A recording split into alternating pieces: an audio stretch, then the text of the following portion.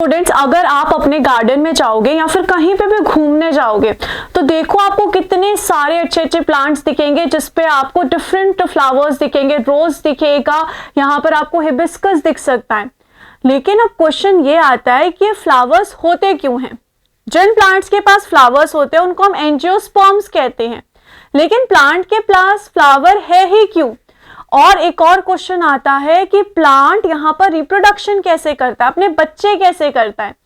तो यही सारी चीजों का जवाब आज हम इस वीडियो में जानेंगे। तो guys, welcome back to my channel Bansal biology. आइए देखते हैं किस तरीके से sexual reproduction in flowering plants होता है। अगर हम फ्लावर्स देखें, हमें फ्लावर्स बहुत अच्छे लगते हैं। रोज डे पे शायद आप लोगों ने भी अपने किसी दोस्त को फ्लावर दिया होगा, भले वो येलो हो, व्हाइट हो या रेड हो। पर ये फ्लावर प्लांट बनाता ही क्यों है, इसका सिग्निफिकेंस ही क्यों है, और प्लांट रिप्रोडक्शन करता ही कैसे है? देखिए, अगर यहाँ पर मेरे सामने एक प्लांट है तो मुझे पता होगा कि जो प्लांट का नीचे वाला पोर्शन होता है उसको हम रूट्स कहते हैं और जो ऊपर वाला पोर्शन होता है उसको हम स्टेम कहते हैं। अब ये जो स्टेम होता है इसमें एक स्पेसिफिक हिस्सा होता है जिसको हम बोलते हैं सैम। सैम मतलब शूट एपिकल मेरिस्टेम। ये शूट एपिकल मेरिस्टेम जो है ये दो तरीके से ग्रो कर सकता है। या तो ये वेजिटेटिव मेरिस्टेम बनाएगा, अगर इसने वेजिटेटिव मेरिस्टेम बनाया तो ये लीफ बनाएगा, या फिर ये फ्लोरल मेरिस्टेम बनाएगा। अगर फ्लोरल मेरिस्टेम बना तो वो वाला पार्ट बनेगा जिसके बारे में आज हम स्टडी करने वाले हैं, फ्लावर्स। अब यहाँ पे फ्लोरल मेरिस्टेम बनेगा, ये कैसे पता चलेगा? भाई इसके लिए हॉर्मोन्स प्रेजेंट होते हैं जो कि मैसेज देंगे सैम को कि भाई तुम फ्लोरल मेरिस्टेम ही बनाओ ताकि फ्लावर ही बने, जिसकी वजह से स्ट्रक्चर में बहुत सारे मॉर्फोलॉजिकल चेंजेस आएंगे और जिसकी वजह से यहाँ पे फ्लावर बनेगा। तो एक बार फ्लावर बन गया, अब यहाँ पे हम फ्लावर की सिग्निफिकेंस देखते हैं रिप्रोडक्शन के लिए, जिसके लिए हमें सबसे पहले फ्लावर का स्ट्रक्चर देखना पड़ेगा कि फ्लावर किस तरीके का होता है।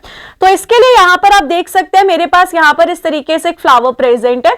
आप भी अपने गार्डन में देख सकते हैं, अगर आपको ऐसा कोई फ्लावर मिले तो यहाँ पर आप देख सकते हैं मैंने फ्लावर को जिस हिस्से से पकड़ रखा है उस हिस्से को बोलते हैं पेडिकल। पेडिकल के जस्ट ऊपर प्रेजेंट होता है थैलेमस का हिस्सा। थैलेमस एक ऐसा हिस्सा होता है जिसपे आप समझ सकते हो कि फ्लावर जो है अपना पूरा वजन देकर बैठा है, आराम से फ्लावर उसके ऊपर बैठा है। उसके जस्ट ऊपर आप ग्रीन ग्रीन पत्तियों जैसा पार्ट देख सकते हो, उसको हम बोलते हैं सेपल। अब प्रश्न ये आता है कि सेपल प्रेजेंट ही क्यों होता है? देखो, अगर आप यहाँ पे छोटी छोटी सी बड्स देखो फ्लावर की, थोड़ी सी बड़ी बड है, यहाँ पर ये छोटी सी बड है, इसको प्रोटेक्ट करने के लिए सेपल चाहिए होते हैं। अगर सेपल नहीं होगा तो ये छोटी सी बड आराम से डैमेज हो सकती है। तो जो छोटी छोटी बर्ड्स होते हैं ना, इनको प्रोटेक्ट करने के लिए सेपल होता है। लीफ लाइक स्ट्रक्चर आप देख सकते हैं, ग्रीन ग्रीन का है।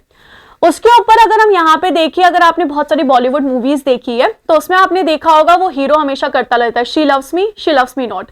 तो ये जो रंग बिरंगा पार्ट होता है, रोज पे भी ये देखो रेड कलर का, ये जो रंग बिरंगा पार्ट है इसको हम क्या बोलते हैं? इसको हम बोलते हैं पेटल। ये यहाँ पर क्या होता है? पेटल होता है। डिफरेंट डिफरेंट फ्लावर्स में डिफरेंट डिफरेंट कलर का हो सकता है, जैसे कि यहाँ पे आप देख सकते हैं येलो कलर का, तो इसको हम बोलते हैं पेटल। पेटल का क्या काम होता है? पेटल यहाँ पर किसी बर्ड्स को अट्रैक्ट करने के लिए रिस्पॉन्सिबल होता है। जैसे हम भी इसकी तरफ अट्रैक्ट हो जाते हैं, वैसे बर्ड्स भी अट्रैक्ट होते हैं। बर्ड्स या फिर इंसेक्ट्स, उनको अट्रैक्ट करने से मिलता क्या है? यहाँ पर फ्लावर्स को इससे पॉलिनेशन का फायदा मिलता है। अब पॉलिनेशन क्या होता है इसके बारे में हम आगे वाले वीडियोस में देखेंगे। तो ये दोनों पार्ट्स तो हो गए। जो मेन पार्ट है पेटल और सेपल, ये तो हमने बात कर ली कि स्ट्रक्चर बना रहे हैं। अब वो मेन रिप्रोडक्शन वाला हिस्सा कौन सा है भाई, जिसकी वजह से यहाँ पर रिप्रोडक्शन होगा?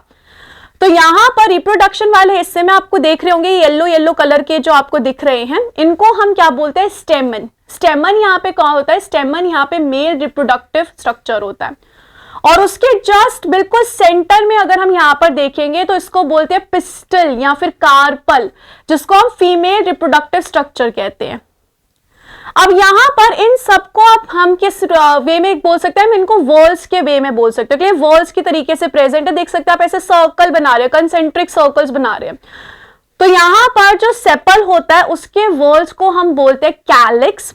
उस पेटल जो होता है उसके वॉल को हम बोलते हैं कोरोला। यहाँ पर जो स्टेमन है उसके वॉल को बोला जाता है एंड्रोशियम। एंड्रोशियम। और सबसे अंदर वाला जो है यानी कि पिस्टल या फिर कार्पल, उसको बोलते हैं गाइनोशियम। हम कभी चाहते भी ना कि अरे भाई गाइनैक के पास जा रहे हैं, तो गाइनैक यानी कि फीमेल डॉक्टर के पास जा रहे हैं, तो गाइनोशियम फीमेल से रिलेटेड है। यहां पर अगर हम देखें मेन जो रिप्रोडक्टिव पार्ट होता है वो स्टेमन और पिस्टल होते हैं। क्यों? क्योंकि ये मेल और फीमेल गैमीट्स बना रहे हैं। जैसे ह्यूमंस में स्पर्म और ओवम होता है वैसे इनमें भी होते हैं। तो इनमें जो मेल वो गैमीट्स बनाने का काम किसका होता है? स्टेमन और पिस्टल का। अब अगर हम यहाँ पर देखें, यहाँ पर ये जो कैलिक्स और कोरोला होता है इसको हम नॉन असेंशियल वर्ल्स कहते हैं। इसको ऐसा क्यों कहा जाता है? क्योंकि ये यहाँ पर मेल या फीमेल गैमीट नहीं बना रहा है। जैसे ह्यूमंस पे स्पर्म और ओवम होता है वैसे इनमें भी गैमीट्स होते हैं, लेकिन यहाँ पर कैलिक्स और जो हमारा दूसरा कोरोला है वो यहाँ पर ऐसा कुछ भी नहीं बना रहा है। वही एंड्रोशियम और गाइनोशियम जो है वो यहाँ पर ये गैमीट्स बनाते हैं, इसलिए हम इनको असेंशियल वर्ल्स कहते हैं।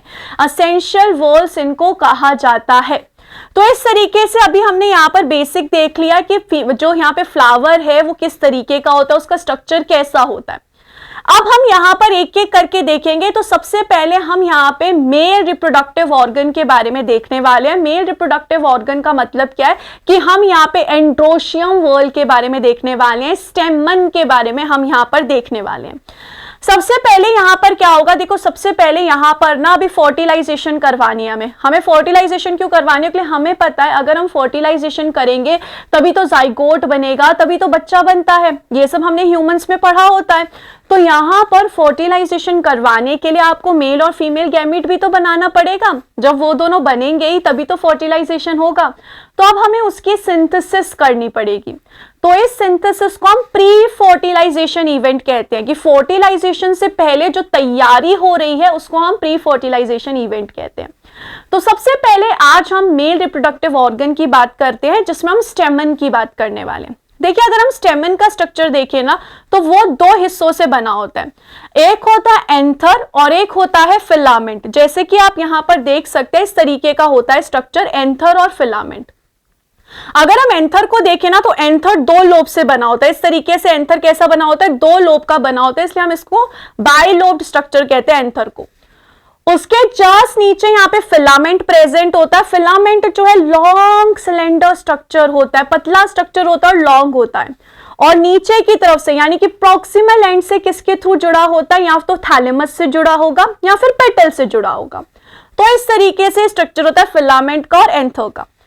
अगर हम यहाँ पर एंथर देखें, इस तरीके से हमारे पास बाइलोब्ड एंथर है। तो यहाँ पर आप देख सकते हैं एंथर में इस तरीके से यहाँ पे कट लगा हुआ है। यहाँ पर एंथर में क्या लगा हुआ है? इस तरीके से लॉन्गिट्यूडनल ग्रूव जा रही है। इसको हम क्या बोलते हैं? लॉन्गिट्यूडनल ग्रूव जा रही है, जो कि एक लोब को दो थीका में डिवाइड कर रहा है। एक लोब को किस में डिवाइड कर रहा है? दो थीका में। इस कंडीशन को हम डायथीकस कंडीशन कहते हैं। तो यहां पर अगर हम इधर देखें फॉर एग्जांपल अगर मेरे पास ये एंथर है तो यहां पर इस एंथर के ये लोब था, समझो ये पूरा लोब था। इस लोब से यहां पर एक लॉन्गिट्यूडनल ग्रूव जा रही थी जिसने इस लोब को दो थीका में डिवाइड कर दिया, डायथीकस में डिवाइड कर दिया। अब अगर हम यहां पर देखें, यहां पर जो एंथर होता है उसके पास यहां पर चार प्रेजेंट होते हैं माइक्रोस्पोरेंजिया। क्या प्रेजेंट होते हैं? चार माइक्रोस्पोरेंजिया प्रेजेंट होते हैं। वो कब मुझे दिखेंगे? समझो यहां पर मेरे पास ये एंथर था, समझो ये पूरा मेरे पास एंथर था, इसको मैंने ट्रांसवर्स कट किया, इस तरीके से कट किया, ट्रांसवर्स कट किया। तो अब मैं जब यहाँ पे ऊपर से देखूंगी तो मुझे यहाँ पे चार माइक्रोस्पोरेंजिया मिलेंगे। यानी कि मेरा एंथर कैसा है? टेट्रास्पोरेंजिएट है, क्योंकि उसके पास हर कॉर्नर पे एक एक माइक्रोस्पोरेंजिया प्रेजेंट है। अब ये जो माइक्रोस्पोरेंजियम जो होता है, एक को हम क्या बोलेंगे? माइक्रोस्पोरेंजियम। ये माइक्रोस्पोरेंजियम करता क्या है? इसका काम क्या है? तो ये माइक्रोस्पोरेंजियम वही है जो आगे जाके पोलन ग्रेन्स बनाएगा। आप लोग कभी यहाँ पे पहाड़ों पे घूमने गए हो तो आपको येलो येलो सा दिखेगा, बहुत छोटे छोटे पार्टिकल्स उड़ते हुए दिखेंगे, उनको हम पोलन ग्रेन्स कहते हैं। जैसे कि फॉर एग्जांपल अगर मेरे पास यहाँ पर ये प्रेजेंट है फ्लावर, इस पे अगर मैं यहाँ पे देखूं, इस पे समझो मैंने ये जो ब्रश है इसको मैं अगर ऐसे ऐसे करूं तो यहाँ पर आप देखोगे इस ब्रश पे बहुत सारे येलो येलो पोलन ग्रेन्स गिर गए हैं। तो ये यहाँ पर क्या है? पोलन ग्रेन्स है। ये पोलन ग्रेन्स कहाँ बनते हैं? ये पोलन ग्रेन्स बनेंगे माइक्रोस्पोरेंजियम में। मैं माइक्रो क्यों कह रही हूँ बार बार? क्योंकि यहाँ पर जो मेल पार्ट होता है उसको हम माइक्रो से रेफर करते हैं और जो फीमेल पार्ट होता है उसको हम मेगा से रेफर करते हैं, इसलिए माइक्रोस्पोरेंजियम। अब अगर हम यहाँ पे इस माइक्रोस्पोरेंजियम को देखें ना, तो ये यहाँ पर इसके अंदर टिश्यू प्रेजेंट होता है, इसके सेंटर में टिश्यू होता है जिसको स्पोरोजीनस टिश्यू कहा जाता है। कौन सा टिश्यू? स्पोरोजीनस टिश्यू कहा जाता है। यहां पे अगर मैं ऊपर से एंथर को देख रही हूं तो मुझे यहां पर दिखेगा कि एंथर के पास 4 वॉल प्रेजेंट है। अब यहां पर ये जो सबसे आउटर वाली लेयर होती है इसको एपिडर्मिस कहते हैं, फिर होती है एंडोथीशियम, फिर होती है मिडल लेयर और फिर होती है टेपेटम। अगर हम यहाँ पे बाहर की 3 लेयर्स का काम देखें तो उनका बेसिकली काम होता है कि प्रोटेक्शन करना, जो हमारा यहाँ पे स्पोरोजीनस टिश्यू है या फिर हमारा माइक्रोस्पोरेंजिया है, उस सबको यहाँ पर क्या करेगा? प्रिवेंट करके रखेगा, प्रोटेक्ट करके रखेगा। उसी के साथ साथ डहीसेंस में हेल्प करेगा। डहीसेंस का मतलब क्या होता है? पोलन ग्रेन सेंटर को फूट के बाहर निकलते हैं, तो वो डहीसेंस में हेल्प करेगा। अगर इसमें भी हम और डिटेल में जाएं तो सबसे आउटर लेयर बेसिकली प्रोटेक्शन के लिए रिस्पॉन्सिबल होती है। जो एंडोथीशियम होती है वो बेसिकली डहीसेंस के लिए रिस्पॉन्सिबल होती है, और जो मिडल लेयर है वो 2 से 3 लेयर की बनी होती है। और जैसे जैसे एंथर मैच्योर होता है वैसे वैसे वो क्या करती है? वैसे वैसे वो डीजनरेट हो जाती है। वो क्या हो जाएगी? डीजनरेट हो जाएगी। इसके बाद आती है टेपेटम। टेपेटम क्या होगा? मैंने आपको बोला था माइक्रोस्पोरेंजिया जो है वो किसके लिए रिस्पॉन्सिबल है? पोलन ग्रेन्स बनाने के लिए रिस्पॉन्सिबल। हमने यहाँ पे देखा भी था पोलन ग्रेन्स, तो ये पोलन ग्रेन्स बनाने के लिए रिस्पॉन्सिबल होती है। तो यहाँ पर ये जो डेवलपिंग पोलन ग्रेन्स होते हैं इनको नरिश करने का काम करता है टेपेटम। तो इस तरीके से यहाँ पर ये 4 लेयर्स प्रेजेंट होती है। अब यहाँ पर बात आती है कि माइक्रोस्पोरेंजियम में यहाँ पे पोलन ग्रेन्स बनते कैसे हैं। तो सबसे पहली बात अगर हम यहाँ पे देखें तो माइक्रोस्पोरेंजियम में पोलन ग्रेन्स की सिंथेसिस हो रही है। इसको यहाँ पर, इसलिए हम इसको पोलन सैक भी कह सकते हैं, जिसके अंदर पोलन ग्रेन्स बन रहे हैं। स्पोरोजीनस टिश्यू मैंने कहा यहाँ पर प्रेजेंट होते हैं, तो इन स्पोरोजीनस टिश्यू में जो सेल्स होते हैं उनको हम बोल सकते हैं microspore mother cell. Mother cell क्यों? क्योंकि ये किसकी सिंथेसिस कर सकते हैं? माइक्रोस्पोर की सिंथेसिस कर सकते हैं, इसलिए इनको मैं बोल रही हूँ माइक्रोस्पोर मदर सेल्स। यहां पर ये जो माइक्रोस्पोर मदर सेल है वो मियोसिस जाएंगे। मियोसिस में हमें पता है, मियोसिस को हम रिडक्शनल डिवीजन भी कहते हैं, जिसमें जो डिप्लॉइड सेल होता है वो हेप्लॉइड सेल बनाता है और एक सेल से टोटल 4 सेल बनते हैं। तो यानी कि यहाँ पे माइक्रोस्पोर मदर सेल से 4 माइक्रोस्पोर बनेंगे। इन 4 माइक्रोस्पोर को मैं क्या बोल सकती हूँ? माइक्रोस्पोर टेट्राड, क्योंकि ये साथ में प्रेजेंट है तो इनको हम माइक्रोस्पोर टेट्राड बोलेंगे। अब जैसे जैसे यहाँ पे माइक्रोस्पोर डेवलप होता जाएगा, डेवलप होता जाएगा, डेवलप होता जाएगा, वैसे वैसे यहाँ पर ये जो माइक्रोस्पोर है ये अलग हो जाएंगे, डेवलप होंगे और क्या बनाएंगे? पोलन ग्रेन के सिंथेसिस करेंगे। तो ये यहाँ पे जो पोलन ग्रेन डेवलप हो रहे थे इन्हीं की नरिशमेंट प्रोवाइड करता है टेपेटम। टेपेटम जो कि सबसे इनर मोस्ट लेयर थी, जिसका साइटोप्लाज्म डेंस होता है। इसका साइटोप्लाज्म कैसा होता है? डेंस होता है। और आपको पता है टेपेटम के पास, टेपेटम के सेल्स के पास एक से ज्यादा न्यूक्लियस प्रेजेंट होता है। तो इस तरीके से यहाँ पर टेपेटम होता है और इस तरीके से यहाँ पे पोलन ग्रेन्स की सिंथेसिस होती है। क्या यहाँ पर ये जो पोलन ग्रेन हमारे पास प्रेजेंट है, क्या ये हमारा मेल गैमीट है? नहीं, ये जो पोलन ग्रेन है इसको मेल गैमीटोफाइट कहते हैं। इसको क्या बोलते हैं? मेल गैमीटोफाइट, जिसके पास मेल गैमीट होगा।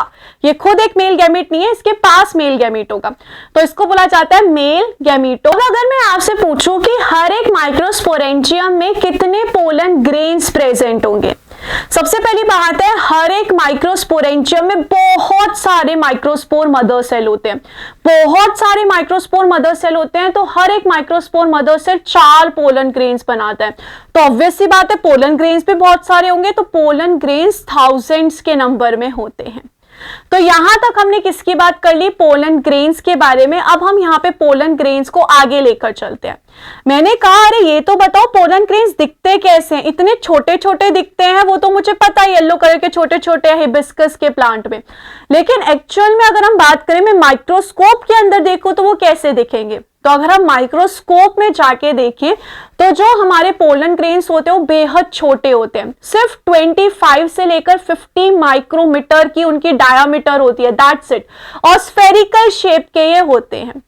यहां पर पोलन ग्रेन्स की 2 वॉल प्रेजेंट होती है, एक होती है एक्साइन और एक होती है इंटाइन। एक्साइन नाम से पता चल रहा है बाहर की तरफ होगी, एंटाइन नाम से पता चल रहा है अंदर की तरफ होगी। एक्साइन यहां पर बना होता है स्पोरोपोलिनिन नाम के एक मटेरियल का, और स्पोरोपोलिनिन आपको पता है हाईली रेजिस्टेंट मटेरियल है, उसको ज्यादा टेम्परेचर से फर्क नहीं पड़ता, एल्केलाई से फर्क नहीं पड़ता, एसिडिक नेचर से फर्क नहीं पड़ता, यानी कि सोचो कितना रेजिस्टेंट है। इवन आज तक ऐसा कोई एंजाइम नहीं मिला है जो स्पोरोपोलिनिन को डिग्रेड भी कर सके। तो स्पोरोपोलिनिन सोचो कितना टफ है, वो पोलन ग्रेन्स को कितने अच्छे से संभाल के रखता है। अब यहां पर ये जो एक्साइन होता है ना, ये पूरे के पूरे पोलन ग्रेन को कवर तो करता है, लेकिन यहां पर एक ऐसा स्पेसिफिक छोटा सा पोर होता है पोलन ग्रेन पे जहां पर स्पोरोपोलिनिन प्रेजेंट नहीं होता है, उस हिस्से को बोला जाता है जर्म पोर। अब जर्म पोर रखने की क्या जरूरत थी, क्या जरूरत है एक पोलन ग्रेन पे एक छोटे से पोर रखने की? उसका रीजन ये है कि जो मेल गैमीट होगा वो निकलेगा कहां से, वो रिलीज कहां से होगा, ये स्पोरोपोलिनिन तो टूटने से रहा, तो उसको निकालने के लिए यहां पर हमने एक पोर रखा है। इस पोर से एक पोलन ट्यूब बनती है, एक ट्यूब लाइक स्ट्रक्चर होता है जो यहां पर वो मेल गैमीट है उसको निकालने में हेल्प करेगा। अब इसके बाद आता है इंटाइन। इंटाइन किससे बनी होती है? इंटाइन कंटिन्यूअस लेयर है, इधर कोई पोर वोर नहीं होता, ये पूरी कंटिन्यूअस है और ये बनी होती है सेल्यूलोज और पेक्टिन नाम के मॉलिक्यूल से। अगर हम यहां पर देखें, यहां पर ये जो हमारा प्यारा सा पोलन ग्रेन है, ये अब क्या होगा, इसमें वैक्यूल बनने लगेंगे। वैक्यूल बन रहे हैं तो क्या हुआ, वैक्यूल जगह लिए जा रहे, तो न्यूक्लियस बेचारा साइड में शिफ्ट हो गया है। अब यहां पर साइड में शिफ्ट होने के बाद ये जो सेल है इसमें क्या होने वाला है, इस सेल में अब होने वाला है माइटोसिस, जिसकी वजह से पोलन ग्रेन में दो सेल्स बनने वाले हैं। जो बड़ा सेल होगा उसको हम बोलेंगे वेजिटेटिव सेल, और जो छोटा सेल होगा उसको हम बोलते हैं जनरेटिव सेल। बड़ा सेल है, ऑब्वियस सी बात है, बहुत ज्यादा चीजें स्टोर करके भी रख सकता है, इसलिए वेजिटेटिव सेल यहाँ पे बहुत सारा खाना स्टोर करके रखता है उसके साइटोप्लाज्म में। वेजिटेटिव सेल का जो न्यूक्लियस होता है वो भी इरेगुलर शेप होता है, और ये जो सेल है ये काफी बड़ा सेल होता है। और अब अगर हम जनरेटिव सेल की बात करें तो वो छोटा सेल होता है, बेचारा फ्लोट करता रहता है वेजिटेटिव सेल के साइटोप्लाज्म में, छोटा सा है ना इसलिए, स्पिंडल शेप का होता है, इसका साइटोप्लाज्म डेंस साइटोप्लाज्म होता है। तो ये यहाँ पर क्या करता रहेगा, फ्लोट करता रहेगा बेचारा वेजिटेटिव सेल के अंदर। तो अब इस कंडीशन को मैं क्या बोल सकती हूँ, टू सेल स्टेज बोल सकती हूँ। ये जो टू सेल स्टेज है ना, इसी कंडीशन में डहीसेंस हो जाता है और 60% ऑफ द एंजियोस्पर्म्स जो है इसी फॉर्म में पोलन ग्रेन्स को रिलीज कर देते हैं। लेकिन बाकी के जो 40% है वो जनरेटिव सेल में एक और डिवीजन करवाते हैं, जिसकी वजह से अब जनरेटिव सेल में दो मेल गैमीट्स बन जाएंगे। तो अब हमारे पास क्या प्रेजेंट है, एक वेजिटेटिव सेल है और दो मेल गैमीट्स प्रेजेंट है नीचे की तरफ। क्यों बने वो, क्योंकि जनरेटिव सेल डिवाइड हुआ है। तो इस कंडीशन में 3 सेल स्टेज कंडीशन में 40% ऑफ द एंजियोस्पर्म है वो यहां पर इसको ट्रांसफर करेंगे। तो यहां पर बन गए ना फाइनली हमारे मेल गैमीट्स, जो हमें बनाने थे वो यहां पे फाइनली बन चुके हैं। अब ये जो पोलन ग्रेन्स है, यहाँ पे अगर आप देखोगे तो ये जो पोलन ग्रेन्स है इनसे बहुत सारे लोगों को एलर्जी भी होती है।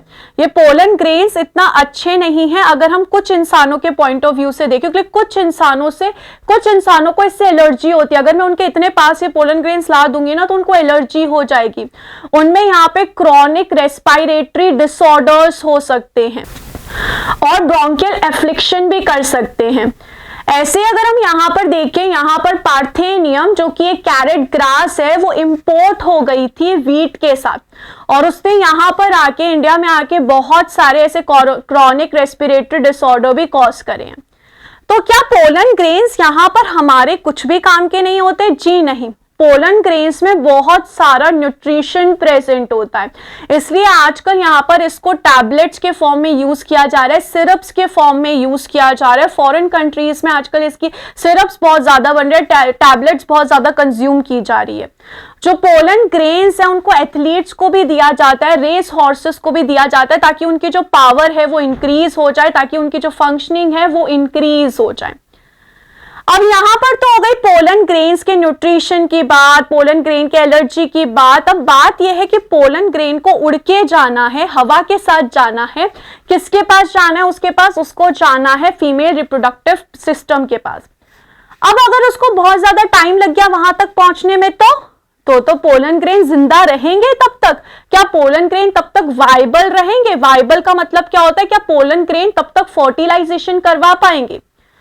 तो यहां पे अगर हम देखें, हर एक पोलन ग्रेन वाइबल अलग अलग टाइम तक रहता है। जैसे कि अगर हम राइस की बात करें, वीट की बात करें, या फिर सेरेल्स में इनकी बात करें, इनमें सिर्फ 30 मिनट्स तक ये वाइबल रहता है।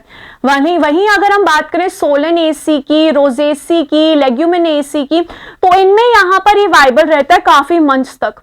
इनफैक्ट आपको पता है पोलन बैंक्स भी होते हैं जो इन पोलन ग्रेन को -196 डिग्री सेल्सियस में स्टोर करके रखते हैं, ताकि ये आर्टिफिशियल इंसेमिनेशन कर सके, आर्टिफिशियल यहां पर क्या कर सके, पॉलिनेशन कर सके। तो इस तरीके से भी ये काम चलता है। तो आई होप गाइस आपको यहाँ पर बेसिक जो है समझ में आ गया होगा। आज हमने जितना भी कुछ पढ़ा, माइक्रोस्पोर कैसे बनते हैं, टेट्राड क्या होता है, माइक्रोस्पोरोजेनेसिस क्या होती है, यहाँ पर माइक्रोस्पोरोजेनेसिस मतलब माइक्रोस्पोर की सिंथेसिस करना, तो ये सारी चीजें आपको अच्छे से समझ में आ गई होगी। If you like this video, do share it with all your friends, और अगर आपको इसका पार्ट 2 चाहिए तो जरूर कमेंट सेक्शन में बताइएगा गाइस।